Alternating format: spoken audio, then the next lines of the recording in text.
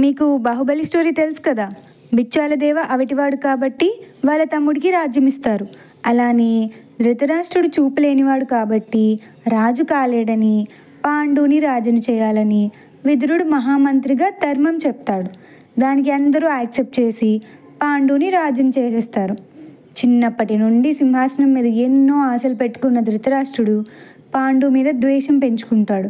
ఇక శకుని అయితే తన చెల్లి గాంధారికి జరిగిన అన్యాయంకి గుర్తుగా కాలికి గాయం చేసుకొని కుంటివాడైపోతాడు. ఇంక ఇప్పుడు పాండురాజుకి పెళ్లి చేసే టైం వచ్చింది. కరెక్ట్గా అదే టైంలో కుంతి రాజ్యంలో కుంతీదేవికి స్వయంవరం పెడతారు. కుంతి గురించి చెప్పాలంటే ఈమె యాదవరాజుకి పుడుతుంది. యాదవులంటే మన కృష్ణుడి కులం.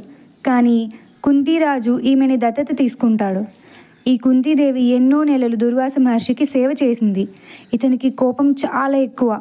అలాంటి మహర్షి కూడా ఈమె సేవకి ప్రసన్నుడయ్యి కుంతికి ఒక మంత్రం ఇస్తాడు. దానివల్ల ఏ దేవతని అయినా పిలిచి వారి దగ్గర నుండి బిడ్డని పొందగలదు. తనకి ఉన్న ఈ గొప్ప వరాన్ని శాపంలా ఎలా మార్చుకుందో, ఎన్ని కష్టాలు పడిందో నెక్స్ట్ తెలుసుకుందాం.